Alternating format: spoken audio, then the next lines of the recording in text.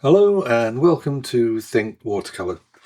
Today I want to use this sketch of a fallen branch in the snow to demonstrate the power of using foreground details and a simplified silhouetted background to create depth in your paintings. I've loosely indicated the hillside, the tree line and the fallen branch with just a few pencil lines as a guide. I'm wetting the sky with clean water and carefully leaving a dry area just off centre to the left where I want the paper to retain its whiteness to suggest sunlight breaking through the clouds. This is a weak mix of Naples yellow to paint around the brightest area for the sky. I'm just mixing up some imperial purple with some lilac for the clouds, and I'm letting the colours just mix and blend on the paper, dropping in more colour as I go along.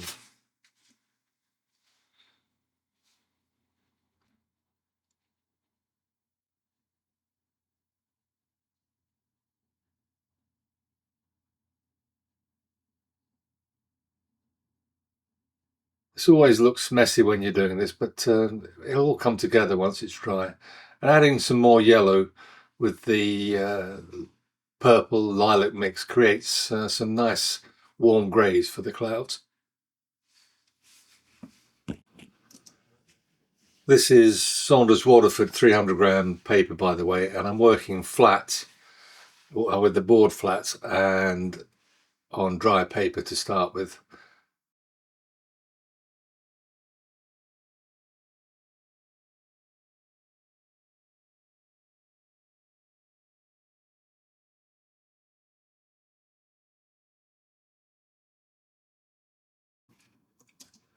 For the shadows in the snow, I've added a touch of cobalt blue to the sky mix. While the snow shadow is still wet, I'm just going to drop in some darker tones to add variety and to suggest some volume in the snow.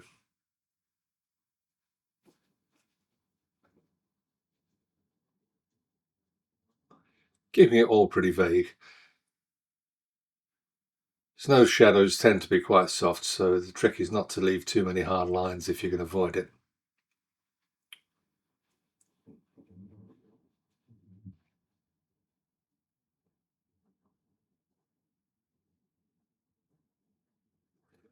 Just a few light shadows on the hillside, just to vary the tone a little bit, leaving most of it white.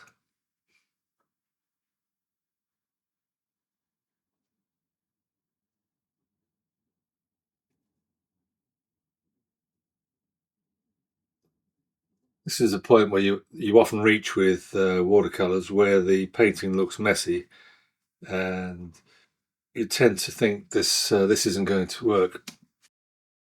I've let the painting or the first washes completely dry now, and I'm ready to start adding details that will bring the painting alive. I'm using a mixture of Prussian blue and burnt sienna for the silhouetted tree line, and it creates this dark green, that mix, and it's quite a nice colour, but it's a monotone silhouette, so I don't need to be too careful as long as the colour stays pretty much the same throughout.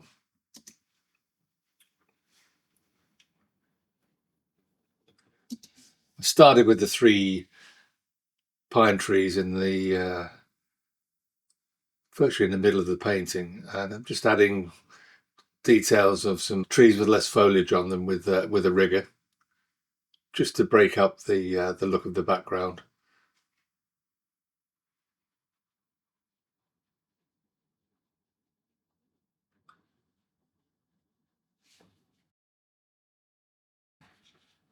Once you start adding details to the painting, it starts to come together. As you can see, the sky's dried okay. It's a nice cloudy sky with a variety of colours. And putting the tree line in just brings it all together.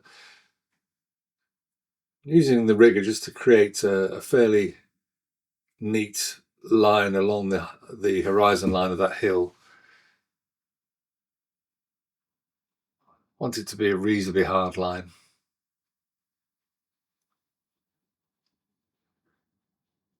Riggers are great for doing trees like this. It's got a nice springy touch to it. You can suggest branches and leaves and bits of foliage with very little effort. Let the brush do the work.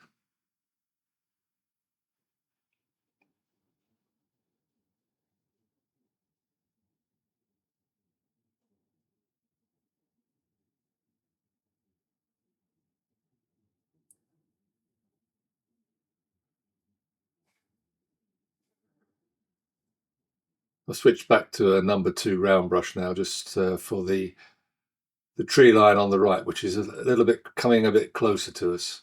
So I want that to be a little bit, shall we say, stronger with a touch of detail, but nothing too much. It still needs to be fairly vague.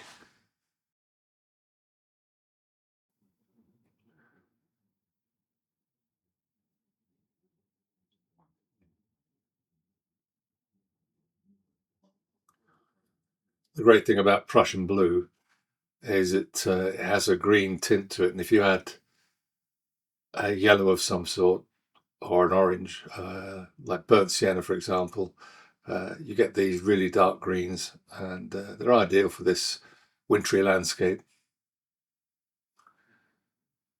Always mess around with your color palette and see what colors you can mix together.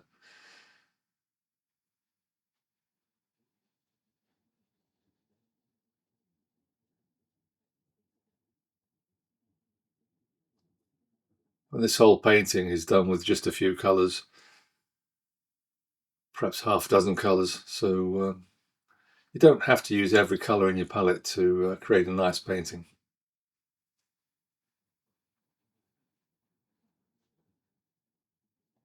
Just added some water to soften that left-hand tree line, and I think that's going to dry too light, so I'll probably darken it later on. Just mixed up some Van Dyke brown with a touch of blue, cobalt blue, just to darken it for this fallen tree. It's lying on the snow and parts of it are covered in snow. So I'm trying to indicate that. And the branches that are sticking up are pointing up towards the top right of the painting. And I'll be adding some branches coming down from the top right to create the illusion of a diagonal line for the eye to follow. Just using the rigger again for the thinner branches.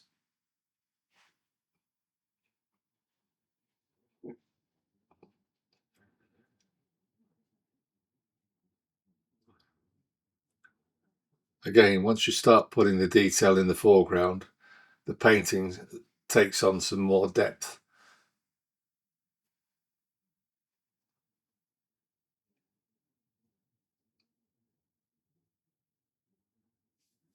Just loosely indicating a few twigs sticking up out of the snow. I think I may need to darken them. I've done them fairly light. Let's see how we go.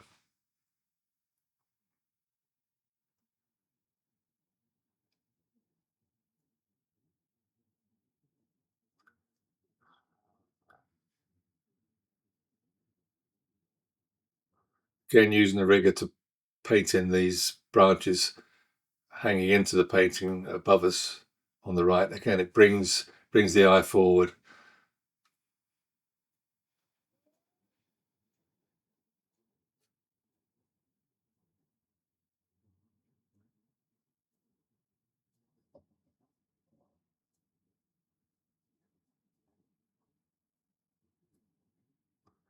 Just using the side of the rigger just as a sort of a dry brush technique to indicate some dead leaves on those branches and a few twigs.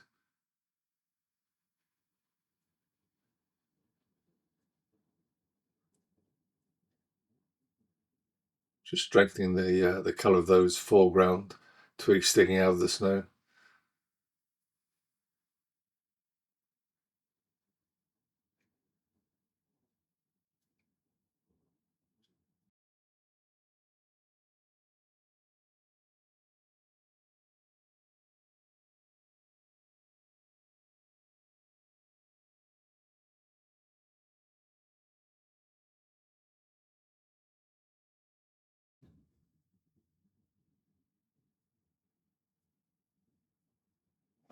Few final touches on that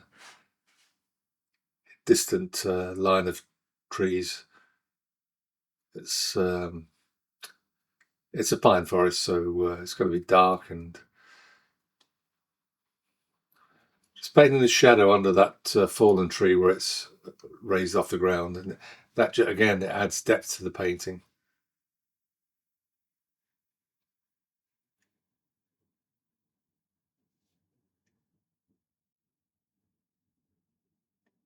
I'm just adding a bit more shadow to this foreground area, just to suggest that the snow has drifted a little bit.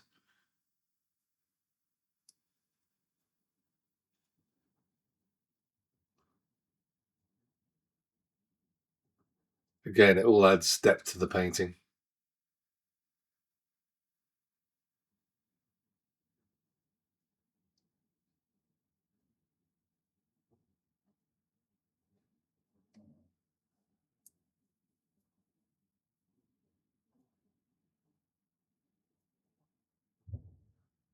Still not quite happy with that line of trees. I think I've got it this time.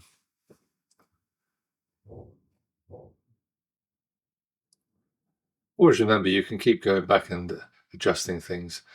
For instance, here I'm just adding a little bit more shadow behind that tree branch so that I can use some white gouache to paint some snow on top of the fallen branch. And just adding that shadow in the snow behind it helps to lift the whiteness of the snow out.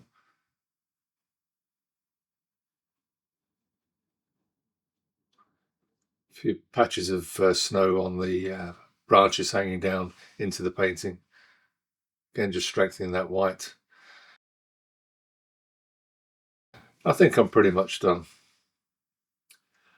Hope you found this demonstration useful. It's a simple idea. You have a fairly flat silhouetted background, and in the foreground you have something that you can add a lot of detail to, like this fallen branch. It creates depth in the painting, as I said earlier. Do give it a try if you're a beginner. If you found this demonstration useful, please give it a like. It always helps with YouTube. And if you are not a subscriber, do subscribe. I do try and post once a week or thereabouts. Once again, thanks for watching.